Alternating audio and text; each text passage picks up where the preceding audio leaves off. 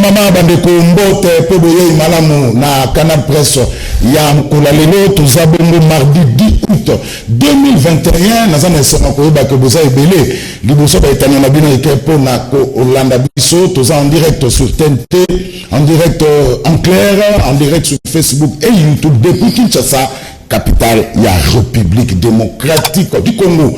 Le meilleur championnat du monde, la Ligue est même si Messi a transféré à Paris Saint-Germain, mais la Ligue reste le meilleur championnat du monde. Alors, Couparbola, Nabanjo Fumoli Camp Nou, Barnabé au Parc de Prince, Mignon les maillots, mais éviter de confondre vitesse et précipitation.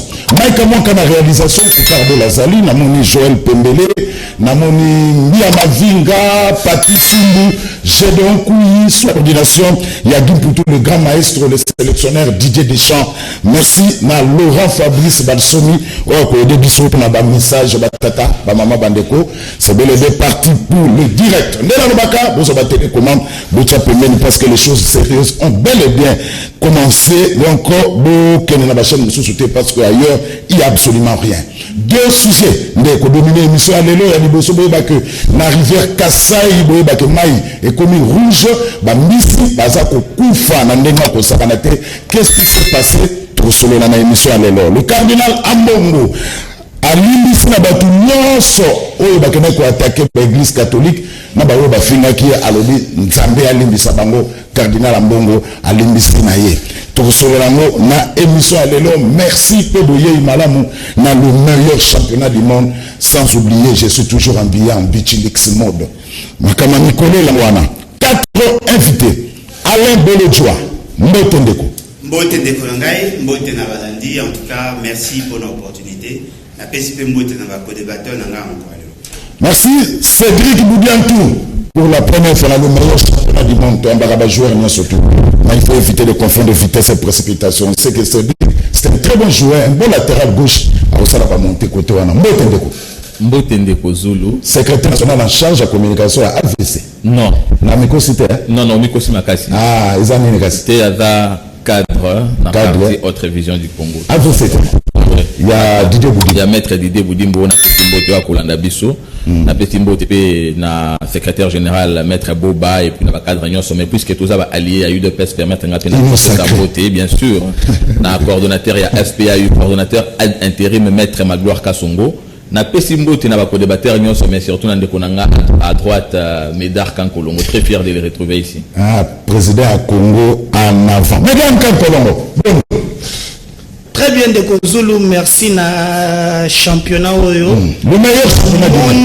Mon émission to sala qui semaine passée bakati moso ya biso to lebelaki makambo azando et sali ba tour du monde ba to ba tindelinga de partout na santé terre eza campina blanc.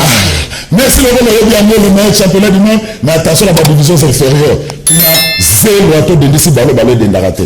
Le Pembe SC. Attends, il continue à déléguer dans la CNI. Et t'as le bilan, le train ça marche, hein? Très ça marche, ouais. La personne a monté. Monté de Gossou. Le train ça marche. Et ça marche, ça? Ça bloqué. Ça bloqué. Bon, quand il était dans la Luman, il y a Raïssa,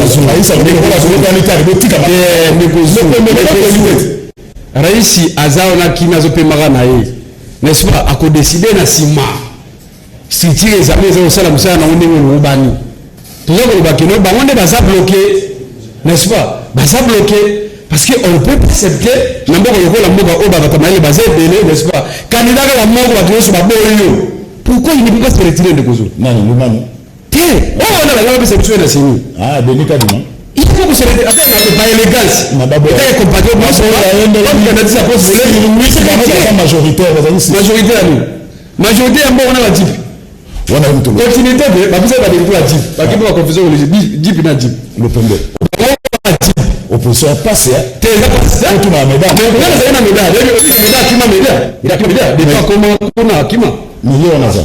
Ni na comme ya azalo. C'est autant la TFT. Merci. Alors, tout le monde débat. Maintenant, on a parlé de comment expliquer moi y arriver à Kassai Commission Rouge. Bambisi Bazo Koufa. Explication dans les années.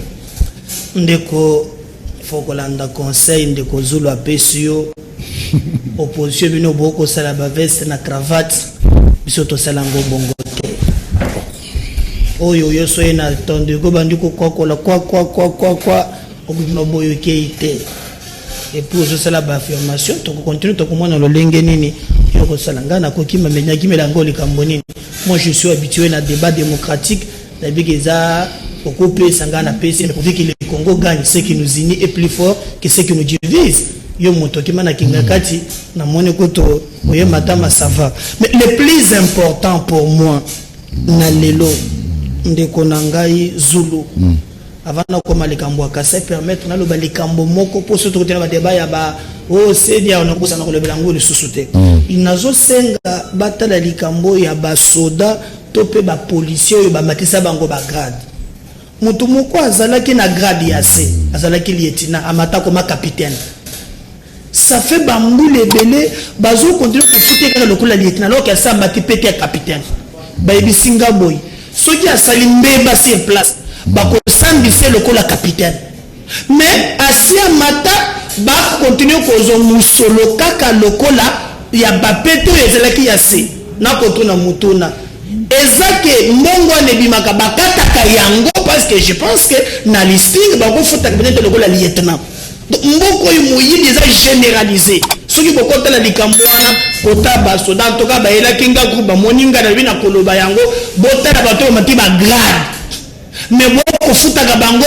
lifuti kaka ya basoda ya C moyibi eza place wana botala mais na Kassai par exemple oui to na Kassai oui na Kassai j'aurais appris que les Cambodgiens les autres en Angola ceux qui bazana biloko moko toxique na ngambo ya Angola ndeye kene et pe ba mbisi ezokufa ebele et tozomona pete implication directe ya ba congéza très lent là je m'adresse directement à ministre de l'environnement Mama Eve Bazaïba so va pour dépêcher quand même équipe moko na lombango bakende kotala contre wa na yoka toujours wa ndeke zulu bato ba yoko s'attaquer Kassai malesi là-bas au monaki province wana ezali na eloko te na lekeke ba biseka nyonso wana chikapa na leki on équipe tout ça qui est la misère tout ça na Kinshasa même temps on va bazui ba 1 million tu dis on bazui sur 13 millions les sous mais allez-y on monde ndi bato bazui kemba souffrance moko quelqu'un m'a dit tant on avait un mouvement qui dit qu'il y a un pouce donc passe ya nyao mais pas supporter et nazomona malgré que danger ezali mbisi nyonso ezokufa bato pe poko na mai ezalaka te kaka bamai wana nde bamelaka nde balambelaka alors parfois mabulu régie des okuna en tout cas na biso ki ezalaka mais il faut que le gouvernement na biso batia soto commission mixte na bandeko ya Angola balambe kinini ezoleka kuna mais c'est grave ekole malembe ministre de l'environnement akende ministre de la pêche et l'élevage les secteur moko vraiment bato so batindi aux ministres de la pêche et l'élevage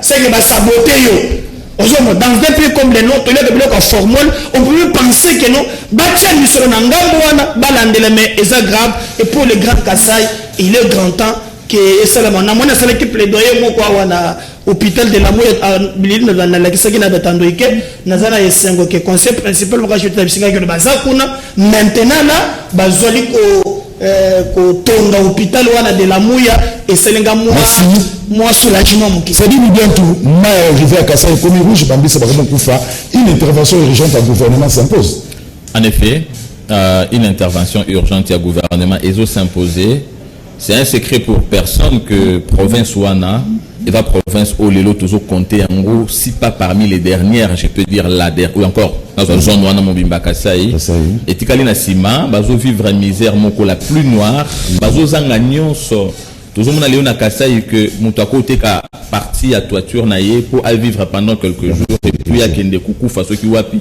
l'olenge à moi si à Sahepta, azo vivre à Kakanandambu ya Oula Zalaki Nango Sima Nango Finaye. Alors ça fait très mal puisque ce sont des compatriotes. De la même façon, toujours porté passi, il y a des Kobazo Koufana Est na baguerre, n'est toujours porté passi à des compatriotes soit à travers la République.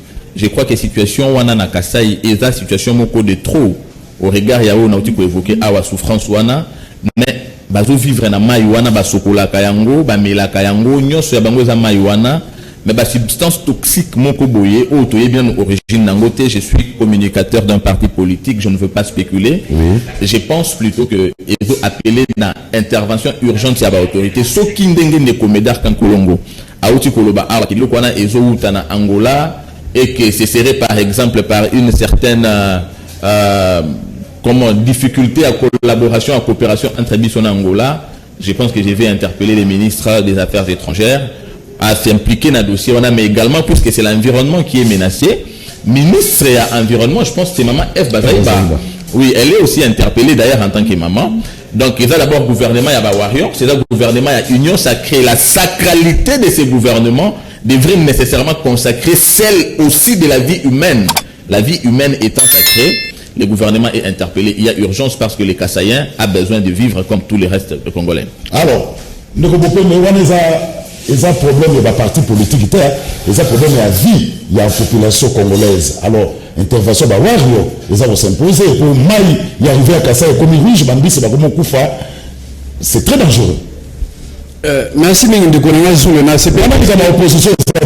Ah, il y a une opposition. Voilà. C'est un qui va communicateur, il y a une sacrée. Non, on va communicateur à une secrétaire. C'est dit que dans un cadre, il y a parti politique où ils ont une sacrée. Ok. Mais dans le cas où on a un parti politique, voilà. Mais le problème, il y a un maillot rouge, il y a cassé les l'État. Et vous demandez que ça déjà par l'acte, la citation. Est-ce qu'on a une réaction au gouvernement? Mais parfois, il y a un bureau climatisé à terre de Gounouazou. Quel est le moment où la maman va faire un bureau? Quel est le moment où la ministre a pêché et va faire un bureau? N'est-ce pas? Quel est le moment où la ministre a la recherche scientifique? Ça veut dire qu'il y a beaucoup de ministères comme le secteur qui intervenir le Kouana. Mais écrit dans le thème de Bozoul.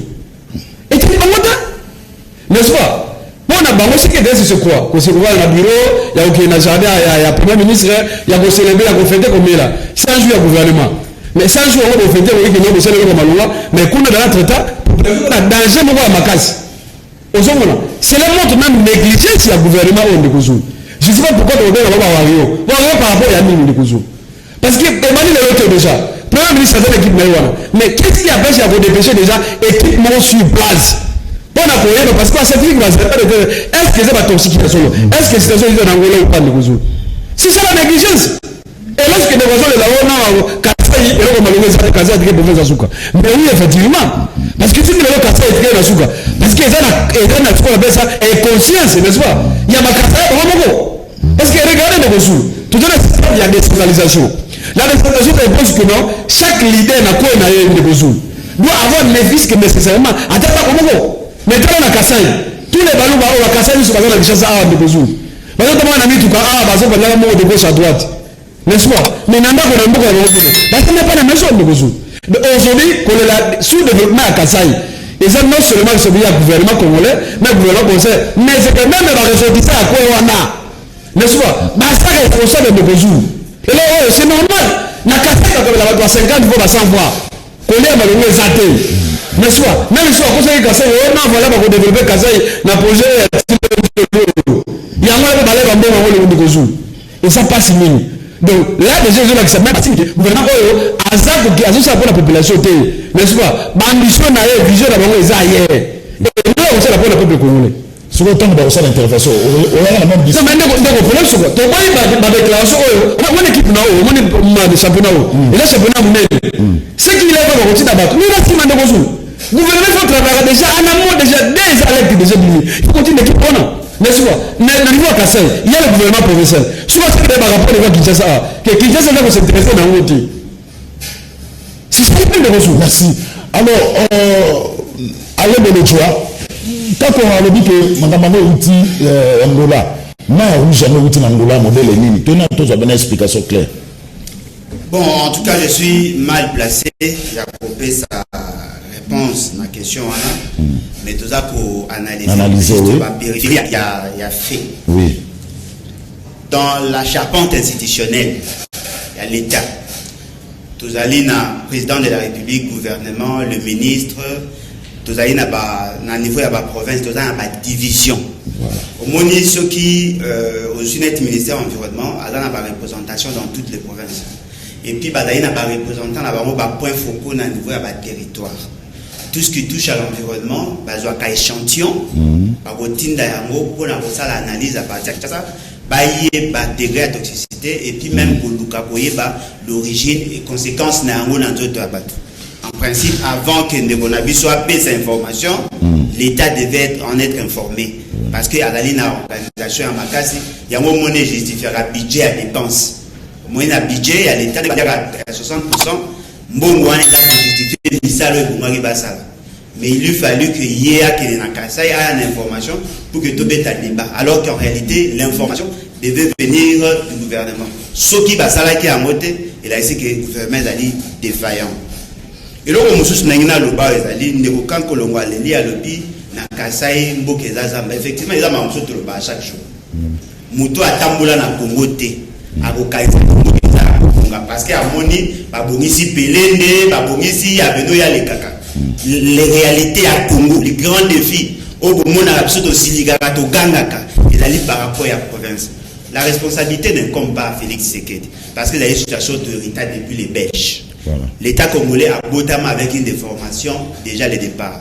Mais là, pour reprocher, il amène du sensationnel politique basé sur le mensonge. Bon, c'est vrai, na Kassai et l'eau de Salamité. Mais bon, dans la programme où Félix Tshisekedi a sali. Les Kassai est allé parmi les zones où ils bénéficient d'un financement pour les Kabatignons. Car depuis à côté, dans ce programme à 100 jours. Est-ce que vous savez que sur le 1500 logements sociaux, les grands Kassai avaient droit à 600? 300 en Boujima et 300 en Kana. Qu'est-ce qui s'est passé? On a détourné l'argent. Est-ce que Boébi qui n'a pas en termes de bandela habitué, on a parlé de 32 millions. Qu'est-ce qu'on a fait? On a détourné l'argent. Est-ce que Boébi qui a réhabilitation, il y a des écoles, des hôpitaux, un programme à 100 jours, qu'est-ce qu'on a fait? On a détourné l'argent. Et c'est l'idée, nous avons trouvé dans les solaires à tirer les genoux. Ça qui programme à ça, les soupçons de détournement. Non, mais là, soupçon il y a détournement, peut-être montant en a été. Il y a détournement. Quand on vous présente un calendrier et que vous allez à monter, il a qu'il y a détournement parce que bon, on est comme un objectif dans notre. Babi pas interpeller le gouvernement. Mais si vous voulez interpeller le gouvernement, vous êtes membre du pouvoir. Bino bois membre du pouvoir. Tant que vous savez ce qu'on interpeller le gouvernement à la TV, ce qui veut dire qu'il y a un problème. En réalité, vous m'avez dit la carte de la concertation, le problème au union sur vos informations, parce qu'il faut dégager les politiques publiques. Oui, ce n'est pas par des actions ponctuelles. Et là, on a ce pays, on a vu sur la peur d'État, la responsabilité incombe aux ressortissants du Grand Kassai. Non! Non! La responsabilité incombe à l'État. Tant que vous avez à Kinshasa, est-ce que vous avez on a une mission que y a Kassai, la province, non.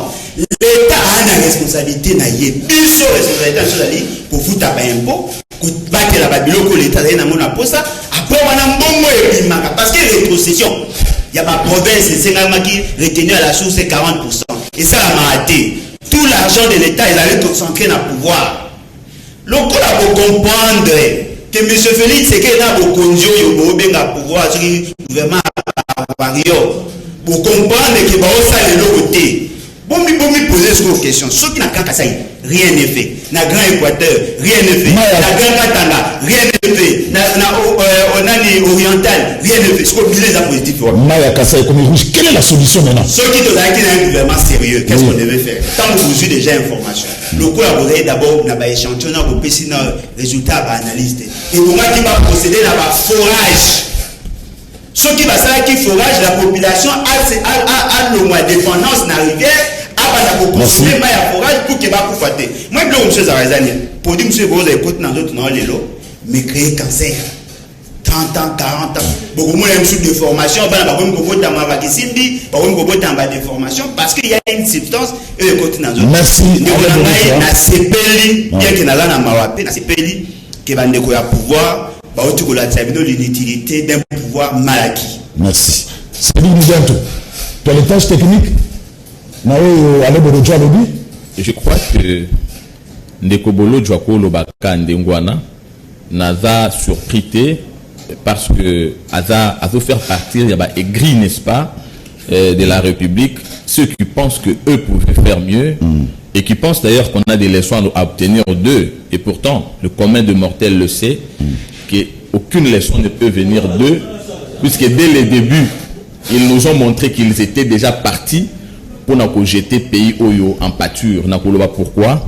On a profité de l'occasion, il y a les gars, pour nous retourner dans le Kobolo Djoua. Les sons ni bango va copier sa biso. Parce que bango déjà, avant Bazouakou tout pouvoir, avant peuple congolais, appelé sa bango pouvoir, ou appelé sa bango té, puisque ancrage exaté, politique malam ou ba présenter le peuple congolais pour le développement exaté. Mais bakenda déjà un engagement entre bango. Nalamuka, Jean-Pierre Bemba, Moïse Katumbi, Martin Fayoulou, Adolphe Mozitou et consorts. Martin Fayoulou, en tant que candidat à la coalition, après un engagement, il y a qu'à réorganiser l'élection après 2 ans. Je voudrais ici qu'il nous donne le soubassement légal où Martin Fayoulou a organisé l'élection après 2 ans, quand nous savons que la Constitution consacre le mandat pour 5 ans. Après ça dit sur un mot devant les téléspectateurs. Donc vous comprenez déjà que nous n'avons pas de leçons à tirer de gens qui étaient partis pour détruire le contrat social. C'est bien, il y a une solution. Maya rivière, il y a Kassai, ils sont comme rouge, Bambisi, et comme rouge, Bambisi, c'est un danger public pour la population kassaïenne. Danger public, je viens de l'évoquer, je viens de dire ici, parce qu'il vous a dit effectivement, charpente squelettique, il y a organisation, il y a État. Oui. Vous avez Kobandanaba, région, niveau, il y a gouvernement central. Donc ça veut dire qu'il y a une forme pyramidale, il y a management. Vous avez une autorité. On a directement la responsabilité à l'autorité. J'ai cité Madame la ministre, il y a environnement, puisqu'il s'agit de l'environnement. Pêche et élevage. Oui, bien sûr, ministre pêche et élevage. Tous les ministères qui concernent ces problèmes-là, nous les avons interpellés pour apporter une solution urgente. Oui. Ceux qui vont mourir, bien que nous ne les souhaitons pas, dans la situation de Maïwana et Baby, ce ne sont pas que les gens de l'Union Sacrée, ce ne sont pas les gens du FCC, ce ne sont pas les gens de la Mouka, c'est le peuple congolais. Alors ici, je parle en tant que peuple congolais. Oui. Alors il y a des questions qui nécessairement devraient appeler à la conscience, à la cohésion nationale. Bien sûr que oui. Essayez de toutes les façons, ce qui ne peut aller de l'autre à le contraire. Et vous avez une surprise parce que je sais que il doit exister en tant qu'opposant. Ça, c'est son droit légitime que je ne peux pas un seul instant oser. Alors, en tant qu'opposant, en tant qu'aigri, malheureusement, je dois le dire, il doit créer des histoires pour exister. Et ça, c'est normal. Et moi, je pense que, tant que nous sommes à la plateau à la télévision, restons réfléchis, respectons ceux qui nous suivent, adoptons attitude et altruisme envers le peuple congolais sur des questions qui touchent à la vie humaine. Merci. Alors, mesdames, quand on faut clôturer ce sujet, clôturer d'ailleurs. Alors, mesdames, le problème, ça demande une cohésion nationale. Pour la ligne des Arabes au Kabouane, au gouvernement Bawario, au Salé côté, au Bonabo. Batubazo, c'est un danger. Rivière à Kalamou et Rivière à Kassai, Maï comme rouge, Bambi c'est pas comme Kopola, et Bambi c'est pas comme Koufa. C'est un danger public pour la population. Bon, écoutez, le plus important dans le Bango, toute la République démocratique du Congo. Donc, démocratie il y a une contradiction mais il y a des points qui eux sangisa biso net oyo normalement tozali na gouvernement gouvernement baza banjelu te bazali bato oyo baza lokola biso ngai na yo oyo bazwa kampaku ya l'état po basalela biso musala basalela na ba opposant na bato baza na régime. Alors nous allons comprendre Alain Bolodjo pour naïe hein être mutu ya pouvoir hein et lingi balobi par exemple bazumbongo ya tile jeloana togomi atolobi iyo soto lobi botolobi iyo ngaite biso na union sacrée et loko d'abord to betela bato mukato na FCCK ezalaki pour être tout le monde a gouvernance yassika.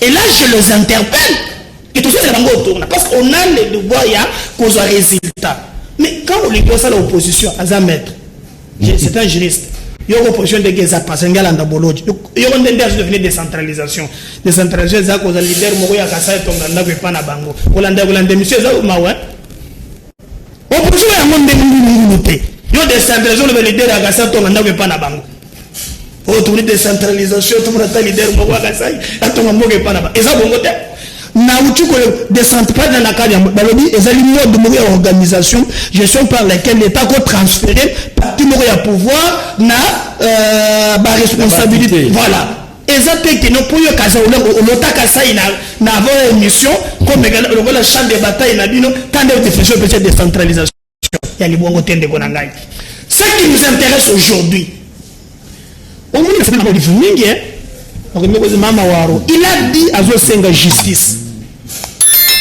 à interpeller le président pour le but qu'ils aient l'autre na CPI mais ce qui est le province soit les andenge wana pense ngana zalaki na place sur babete na ngama kambuya kamwe na sapo sous babete ngo okutangisa mais comme ça qui s'est fait mais il est content na CPI que maman on est passé biso justice bakende partout mais le beka kakasa itele Congo mobimba. Le plus important pour Bissolelo, c'est ça le débat politique était autour de l'Ikamboana, mais c'est partout au monde, il y a 4 fois de Koya.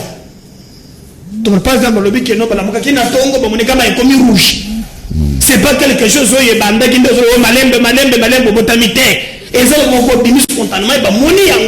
Mais ils ont un effet parce que Kunama est à la tête. Neto sengi, parti de biso Congo en avant, et sengi na gouvernement. Pour droit et ça, parce que ma mieux que sengi. Na yo za droit na yo to sengi. Pas droit na yo to sengi. Vous voulez que to senga. To lobby bokende na lombango, peuple na za meurtri, peuple na za ne loko mokote, on va trouver solution pour la likambone au moins to koloba ke kozala malam. Sinon pas le reste, moi ça. Yo par exemple avec na Kasai, même à on a Kinshasa même na Kinshasa awa nazaki mokolo wana na Ipen te na Bwadi na Kwenchi tout le monde kaka wana Kinshasa awa na komi na côté moko na moni rave ko ko banda bato ba komi ko se côté okena le pango papa pesa saka sima pesa pour bato na mai côté la bangote il y a une chance. On est 5 oppositions, on est 5 majorité, mais ceux qui gouvernement ont fait, on est tellement bon. Merci. Alors, tout ça, sujet. Ah, il y a une parole. Il faut réagir. C'est une question sur la vie nationale. Alors, mettons-nous ensemble.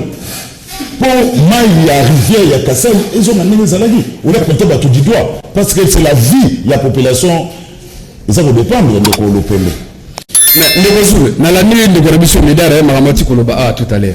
Au moins, ils ont fait un dictionnaire. Mais on a aidé un mouton de Gozoli. C'est ça la différence. Par rapport à la décentralisation de Gozoli. Pourquoi je dis ça?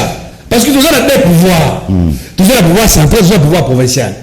C'est ça même le piment il y a décentralisation. Parce qu'il y a 4 provinces. Tout ça va être décentralisé.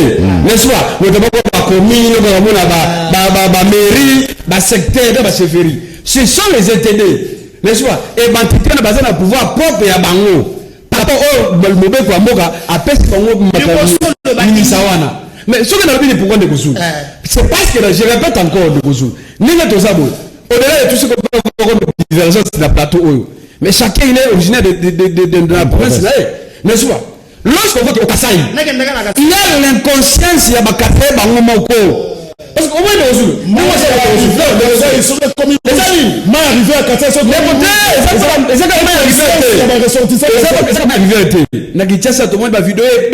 Kasaï, n'est-ce pas? Donc, la responsabilité, c'est quelque chose parce que et ce qui ne peut être de comédie dans le éviter de Congo. N'importe le Congo. Oh, ils allaient mieux s'informer d'abord dans le Congo. C'est le président de la République. C'est le président de la République. À travers tous les services de sécurité, dès lors qu'il n'a quoi la République, attends la chefferie. Si ça ne va pas, on tombe ces formations. Si il y a un peu de ne soit des ressources. Mais à la vie, il y a une calamité. Mais si c'est déjà un mot. C'est même pas tout le conseil des ministres. Est-ce qu'on va passer à l'ison? Le chef d'État fait sa communication. Est-ce qu'il y a ça à l'ison? Parce qu'il est les désinformés de Rosoul. Il a parti à sévérité dans le sommet. C'est le président de la République. Parce que chaque jour, il reçoit les rapports. Avant le président là, à son rapport dans le service Ignoso. N'est-ce pas? Et c'est la première ministre. Pour dire que même la ministre, c'est censé réagir. Oui. Mais bon, tu as tout dit ici, non? Merci. Mais il y a coordination et action. Merci. Mais lorsque madame Ossala a monté, pourquoi Ossala a monté?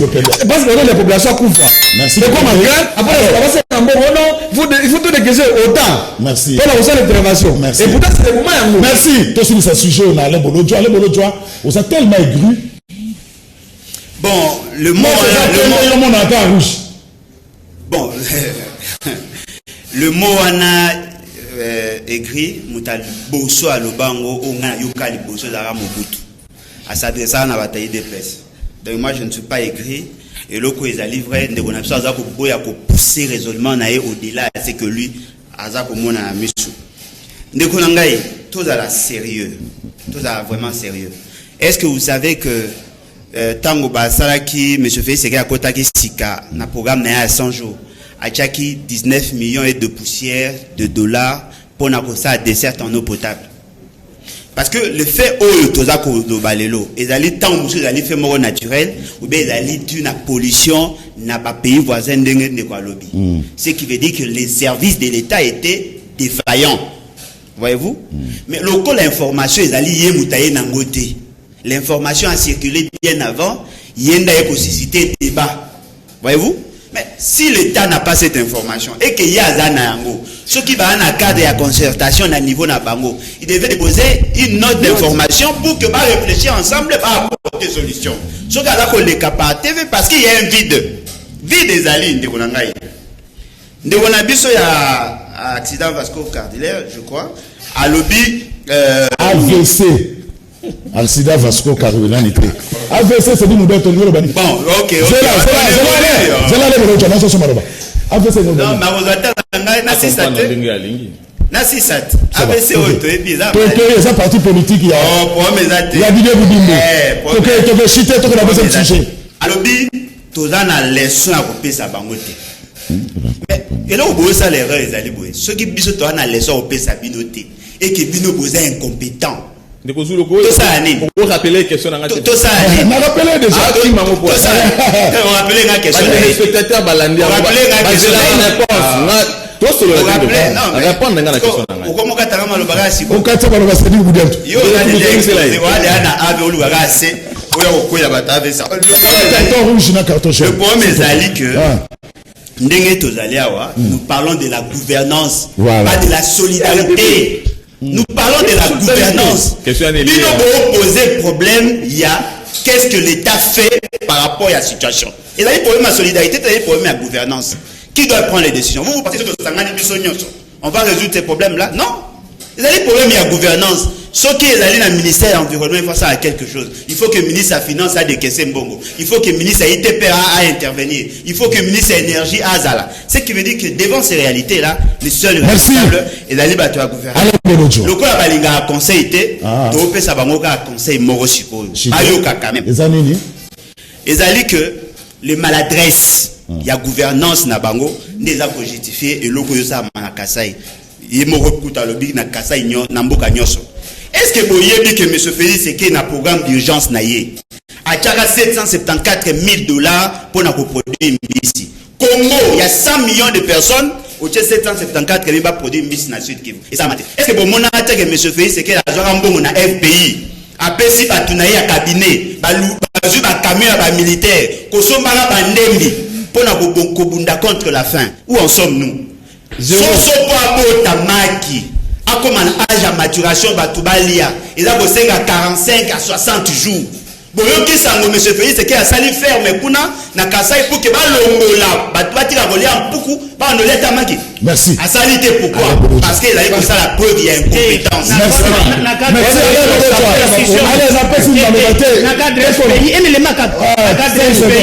Eza na faire na luke lenge ezali pe ezali ko produire na kuti ezali s'il te plaît. On discute pas na ba fait messieurs. Na cadre ya 100 jours na daipen so yebi ko na te tu na ba yebi so yo ya yima ka mona zoli. S'il te plaît. S'il te plaît. Chutez. Le but de décentralisation ezabo alors makambo ezali que non je suis d'accord avec makambo mususu mais il faut ébakina au moins soso ezali pe moi ebena moni maki mais quantité nde esengeli baba ki sokolo ba ezate do ezaluku merci kana monaki yango alors la précision na programme à 100 jours batanga programme à boko la basoso té alors deuxième sujet le cardinal Ambongo à Limisi na ba o nyonso ba fingaki à l'imisi na ba onoso babuka ki ba église catholique on va peut-être pas lancer opération ne touche pas mon cardinal Ambongo. Alors non banana le cardinal à l'imisi na batu banso oyo basalaki mabe oyo ba buka ki ba église catholique ba oyo ba fingaki ye à l'imisi bango na simana pe belé baza sima cardinal au moins réaction cardinal ndeni matono mingi ndikozonga na makamuliti kutala tata na biso cardinal Ambongo mais na sepeli ndenge ndiko biso ale bolojwa asali chapelle mo ba promesse à président de la République. Non, comme la deuxième. C'est très important. S'il te plaît, comme la deuxième. C'est très important. C'est très important qu'on rappelle à la téléspectateur tout ce que le baga c'est là comme on a un important. Toquer la deuxième sujet. Bakena ba ici ah ba ya o ba verser ba koya. S'il te plaît, toquer la deuxième sujet. Makambe tali tata Ambongo mo nani ndikozu. Mais c'est que non déjà prévisible. Moni Ambongo amoa moto mo ya kimia. Oui. Amoa ko répondre bana na bala mikete. N'est-ce pas? Parce que le oyo ceux qui bêtise ba importance église catholique té pour que ba comme na pouvoir ba comme na ba soda ba comme na buki ba comme na gero il est vrai s'il y a pouvoir et ça là que non ko manquer mai banganga nzambe mais binope il faut se pouvoir ça là ndeko na ngai binope le manquer église catholique à l'époque même à l'époque à Kabila bato Kabila ba finga tata nani Mose Ngudi ba buka ka ba église exemple c'est de nous avons condamné ça même à l'époque moi ba kufa Saint-Georges ba finga était na gitamba parce que organiser meeting était ba bengi ba militaire ba yeko tanga comme non moi ni Mose Ngasa ke basebo à l'époque à Kabila tika ko sala maté mais na époque il y a Félix to moni yango attendant parti na bango babengi bena batu batondi secrétaire général bani ko citer comme ya cardinal non même de kozulu tozana la vidéo ozomona et que l'on va se wana c'est très important et ça leçon et ça message pas lancer les bango déjà parce qu'on fait des solutions de kozulu il faut qu'on accepte critique bande ko pour on bango ba critique té bango ba non c'est ça les mao et ça togo et ça parfait et pourtant en réalité et l'on ça le matin. Donc, à ça, il y a bien, et même, même pour renforcer, cohésion et amour à la bisou. Parce que les gens peuvent comme si que non, Ambongo, à Gogo Yashima, mais non, Ambongo a sali tata. Et tant que tata, il faut l'avoir, il s'appelle le Bananiso, Namulongo. Et que Nabi Matoana, Moto, Wana, ou la Tina qui m'a belengé Wana, Baga n'a menacé, Nina, c'est de l'indongue. Ah, même Nanda, on a 12 mairies. Baza déjà, Bazu, les sommes matières qui, prochainement, il faut plus jamais vous allez le Wana. Parce que l'eau qu'on a de Bozoul, et c'est pas réussi tellement élevé. Au moment, tout le monde a la gueule de l'eau. Mais moi, je comprends, normalement, c'est ça le pouvoir. Mais bailler baquer, ceux qui vont aller prochainement, bah, tu vas permettre de l'eau qu'on a de Bozoul. Parce que, parce qu'il y a un bon, sur le ski, que non, c'est quoi, pardon, Ambongo, pardon, Ayoana. Et voilà, ça c'est un bon, et voilà, ça c'est un bon pour midi. donc c'est quoi ça que veiller toujours la gestion à pouvoir dès lors que tout le monde a clarté c'est quoi vous allez la bango wana. Merci, c'est très important. merci. C'est-à-dire que Boudiantou, on a vécu ici à Kinshasa, tout le monde a opposition était essoufflée. C'est l'église catholique qui a opposé sa opposition m'a soufflé. Kabunda, le barango 50-50. Les lots, ils ont sacré pour passer l'église catholique mais laissez passer ça dans bois. Je pense que je suis chrétien. Je suis chrétien. Alors, je pense que Nako Jigé, Lingombate, et Zalabasali en Zambé. Pour permettre digression, Moukié, pour nous tirer conséquences sur les sons, comme la science ne trompe pas. Na énoncé Awa, ce qui se conçoit bien s'énonce clairement. Et les mots pour les dire viennent aisément. On peut critiquer une gouvernance politique, mais le pouvoir émane du peuple. Ce peuple-là qui avait vu que ceux aujourd'hui qui veulent nous donner des leçons étaient déjà partis sur un chemin de mensonges, ne pouvaient pas leur faire confiance. Il y a une question à poser parce qu'il ne sera jamais à mesure à tes missions tout ça dans comme 24 heures tu vas dire le loti lobi na RO à répondre en côté. Donc on a l'inga qui le peuple congolais à comprendre que il faut tourner cette page, c'est de la distraction en face. Pour la question na yo ndeko Zulu. Église catholique a commis histoire et alternance ya mboka oyo avec le peuple congolais.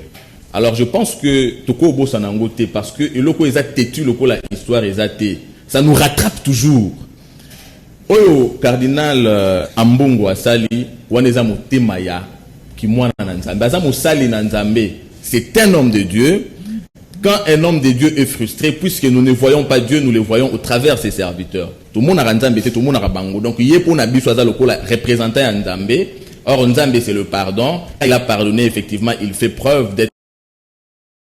Il faut aussi reconnaître que basali Nzambe baza batu. Bazarape na ba dérapage puisque c'est la chair. En tant que chair, ba acte na bango eza inattaquable té. Quand ils sont en train de déraper, il faut recadrer. Recadrage oyo, il faut exclure toute violence. Une façon pour moi de condamner la violence, s'il y en avait bien sûr, ça veut dire s'il y avait violence, je condamne ça. En même temps, je profite de l'occasion pour condamner la infiltration. Il y a des militants politiques qui y a qu'un Songolo, puisque bazo monake acte oyo ceux qui t'opposent yango et kokende kokwela lingomba Songolo ba poser yango, nous condamnons dans un sens comme dans un autre, mais nous appelons aussi bien les acteurs politiques que les princes de l'église à mettre un peu d'eau dans leur vin. Le problème aujourd'hui, c'est le Congo. Le Congo d'aujourd'hui est celui de demain. Et s'il faut que nous rentrions dans cette histoire de la Senko, puisque l'ami parle de la Senko, mais également j'insiste contre les cardinals, il y a encore des gens aujourd'hui qui pensent que l'actuel pouvoir a peur d'aller aux élections à travers les différents candidats qui vont se présenter. Ndekozulu n'a chuté. Le peuple congolais, sachant que le président de la République, Félix Tshisekedi, est ici d'une lutte qui était portée par le peuple congolais et que hier, il est venu vers le peuple congolais à travers un discours. Maintenant qu'il lui reviendra demain, à travers un bilan, le peuple congolais, où il y a président de la République, où il y a des relayeurs, il y a combat, il y a Etienne Tshisekedi, avec un discours sur ce que devait devenir le Congo de demain. Et le Congo d'aujourd'hui est un pays qui a effectivement un État dont il n'a pas hérité de l'ancien régime. Demain, qu'il s'apprête à revenir à Zozong et le peuple congolais, à travers un bilan sur les actions qu'il est en train de poser aujourd'hui, nous sommes confiants que non seulement il aura un second mandat, mais ça sera une victoire triomphante. C'est bien dit. Merci. Non, le fait. Ça va calmer. Même sur l'opposition, ça passe. Alors, quand on a dit que régime, nous surtout, et tout ma casse dans l'église catholique, est-ce que nous comprenons déjà? Na yebisa ndeko kolobate ke fembe ce n'est pas cause la simana bino boza na opposition c'est cause sima banane yo za na opposition organisez-vous Parce que normalement, au moment pouvoir et langue on a besoin d'une opposition ya makasi parce qu'opposition la témoin. Yangonga nazo condamné malobaka kate contre cardinal mais contre Batonyonso. Parce que violence sur baselango cardinal ezamabe. Sur baselango bolo du le fait ezamabe. Et tomba démocratie tomba ya mayele. Nde tozali awo a lobby ngana lobby peuple monta ko juger biso. Kasi soki elongwe ya mayele ya réflexion et comme ya mabanga et comme ya makofi et tali comme na manque d'argument.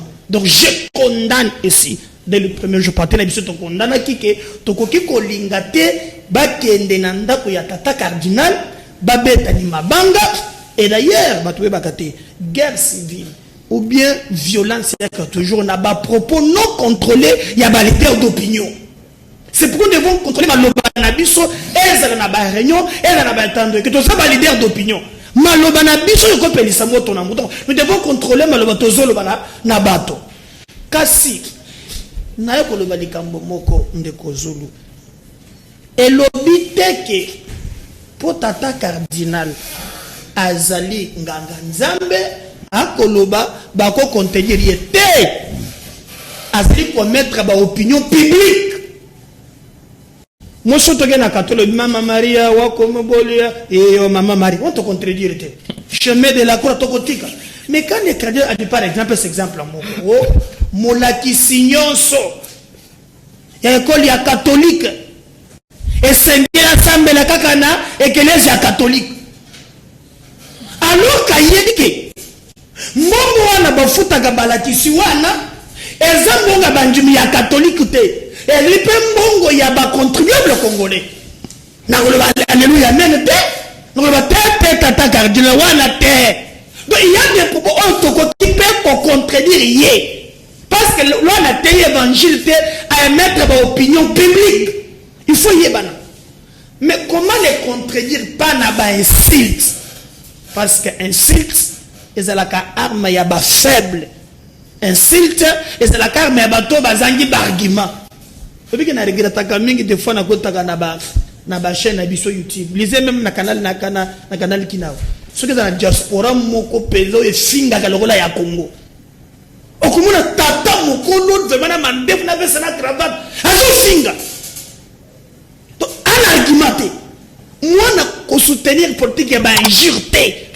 Soki muninga pesi likanisi, pesa ya yo net ngana lobby à chaque fois que tata cardinal a coupé sa opinion opinion publique on va trouver sur la colonne on a l'évangile ce qu'elles ont malam na copier yango ce qui a l'imabé na kobuya yango c'est mon droit c'est la démocratie et ça le tata cardinal pour le mususu ono boko tana tanga na c'est très banya tabino na bobo toma mariete il y a ces choses qui le ngana ko yango voilà allez bolo joie cardinal azamoto Malobanae, bakoy ko critiquer yango malgré à limbisi na batuno soto ba fingaki na ba bukaki l'église catholique à limbisi bango mais azamoto maloba peso bi on peut aussi le contredire le joie et puis Daniel Safou lance l'opération ne touche pas mon cardinal.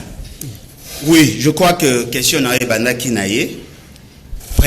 Premièrement, je dis félicitations, bravo Naye parce qu'il a compris la sensibilité à question, bien que Bandeko Nabiso meki kopé sa point de vue na bango sur cette question, mais c'était une question très sensible.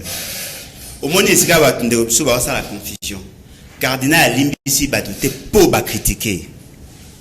Pour bouki. Ah, mais voilà. C'est-à-dire que Limbisi Bangote pour critiquer, mais Limbisi pour fingi pour bami mabanga. Ndeko na biso ya accident vasco-cardiaire ye pona ye aza koloba soki ezalaki na violence. Non, mais ezalaki tout le monde a yebi sauf ye. C'est quand même surprenant. Biso tout le monde ba vidéo. Na kati ya ba vidéo on a reconnu certaines personnes. Soko ozu vidéo ba mabanga, ozu na vidéo ya ba kuluna o ya ba se présenter yo lokwa ba tayi DPS.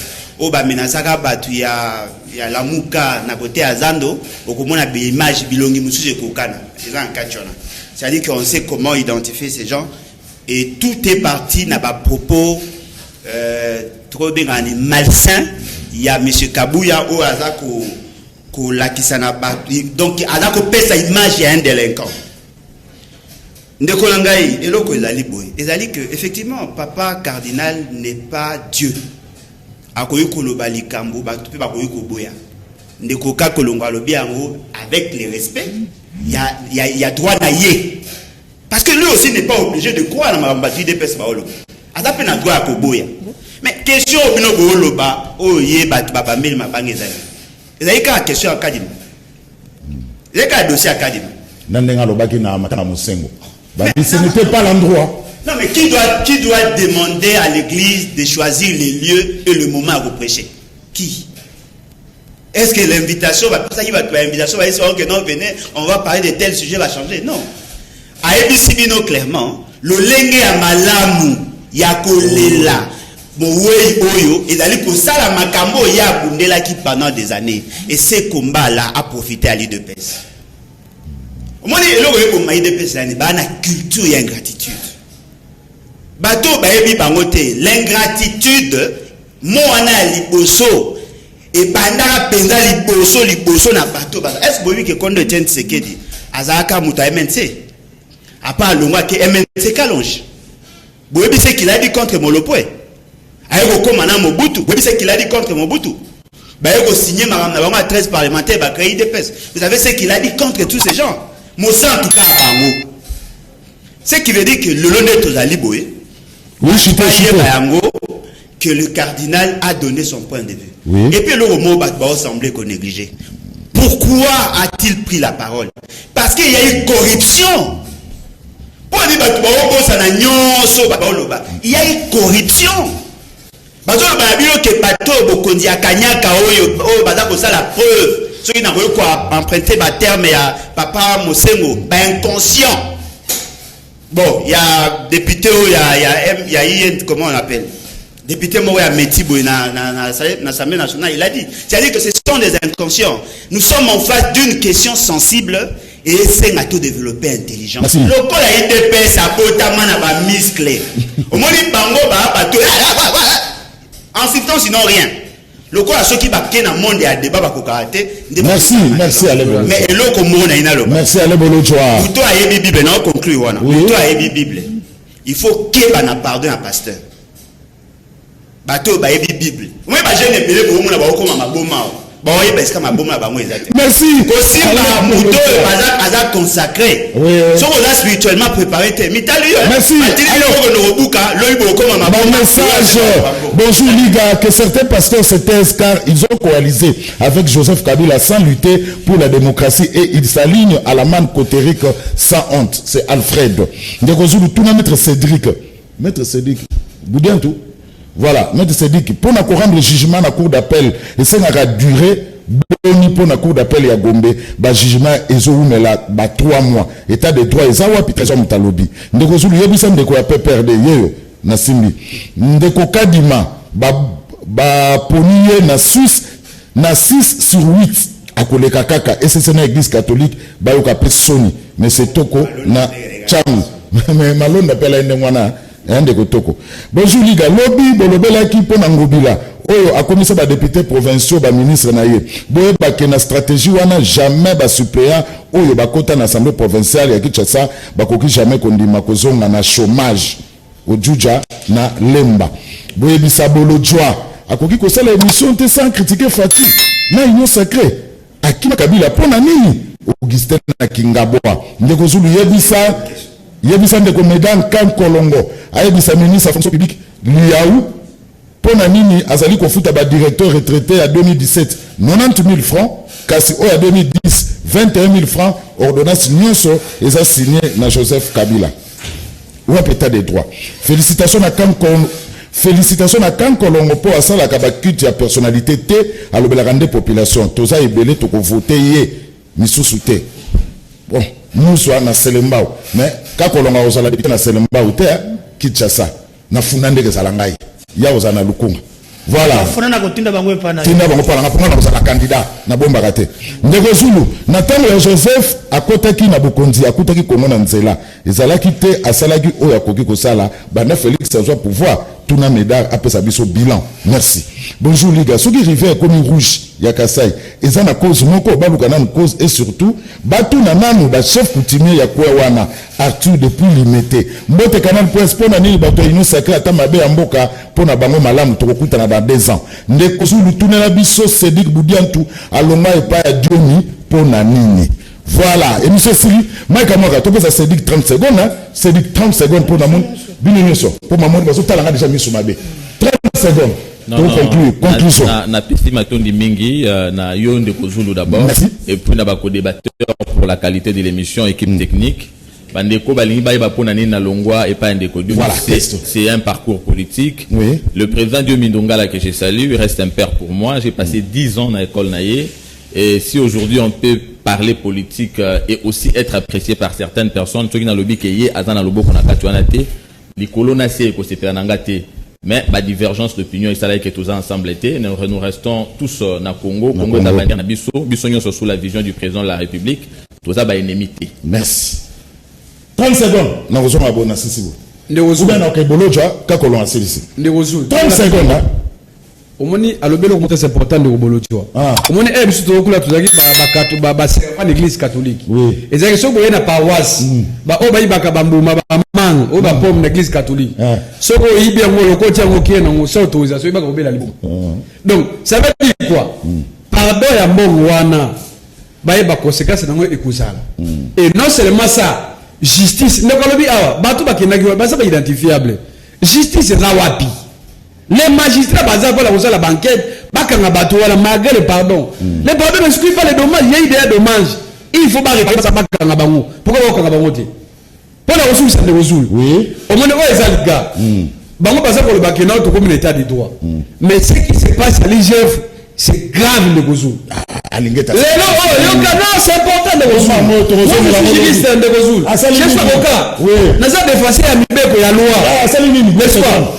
Décision où ya zui wana ya gosispana ndekuzulu approbation ya financement ya projet à Tilende Loana soit disant que non il y a soupçon de détournement ndekuzulu lui n'est pas compétent moka oyo ezala ba pouvoir na to zala ba ministre ba tité parce que ti wana alingeta koko so le devant si question wana te ozuma il n'est pas compétent ya gosispana ba financement ya ko wana zulu finalement alingeta ko bini yeba comme premier ministre, yeba comme ministre, yeba comme président de la République, yeba comme magistrat.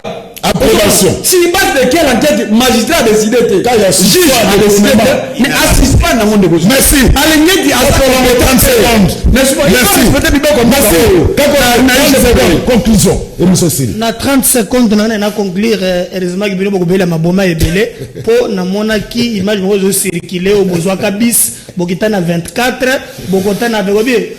Au moins ni sango le biono du père kangaye so côté me ma bombe ko sala moi mingi po je mais na kala bi aso conclure tombe monsieur Sili OK bindo ko wala ma bombe ebele par rapport ya makamorisma ki o babalandi ba bona ma bombe na bango et puis na regretter mingi ndeko nangaye Zulu oui pour na yoki lisusu ke mbongo mususu kanyaka et bili lisusu na makamo zolo beso ya chile jelouane 13 millions 13 na lobi seulement mokango tout ke eza kizoba zoba batu mususu bana droit kozoba millions les autres ont le droit d'avoir moins $1 mais c'est pas de quel principe pardon oui c'est cité on moningo bilao non comment okokende na makambo azando loba na ije pa le beli yango ojo tracteur ata ozanga mutema epola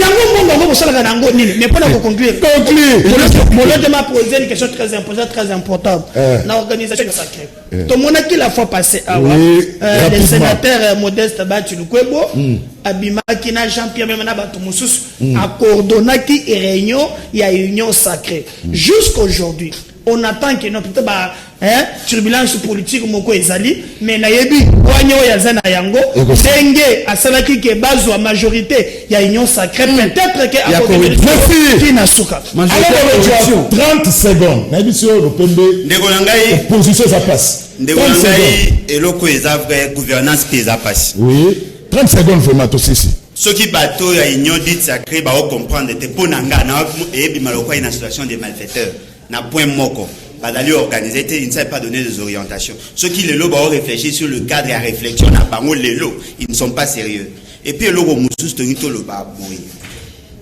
ndekwaza ko mille la pona question à chile jelu ba détourner mais l'État, la charpente institutionnelle, a un mécanisme à contrôle étatique. Au moins, ceux qui décident, ils sont mis à niveau du Conseil des ministres. Le PCM ministre a exécuté. Il y a un mécanisme à contrôle. Chaque ministère a un système à contrôle. Le gouvernement a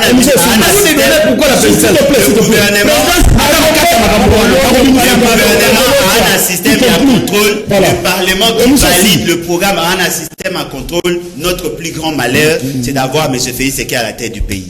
Alors, Bimisabi, son cadre institutionnel. Alors, ça, Makambouloko, il y a docteur en droit coutumier. Alors, il y a droit coutumier. Merci. Dans l'État, on ne gère pas comme ça. Aujourd'hui, bon, il y a l'État, au pays, n'a pas mis connaissance. Tu peux être solo à 100 jours. Kaga M. Félix Sekei. Tu peux être il y a coronavirus, gestion de la caisse de solidarité. Kaga M. Félix Sekei. Tu peux être solo à Chile Gelou. Kaga M. Félix Sekei. Autant de programmes M. Félix Sekei.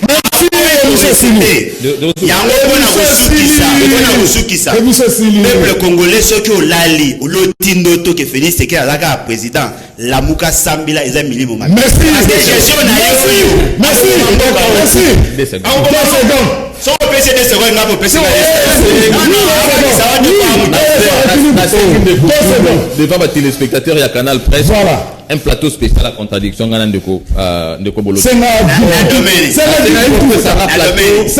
contradiction parce que je vois qu'il va raconter sa vie. Il comprend rien de la vie. Merci. Et je veux.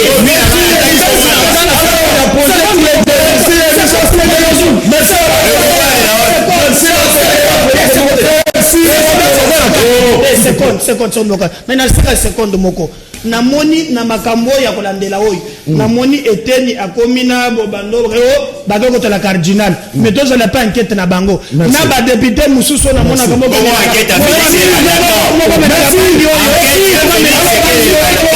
merci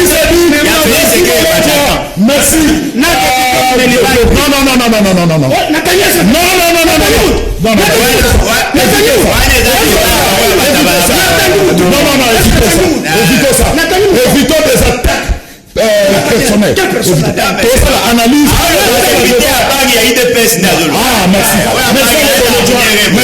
Merci, c'est dit.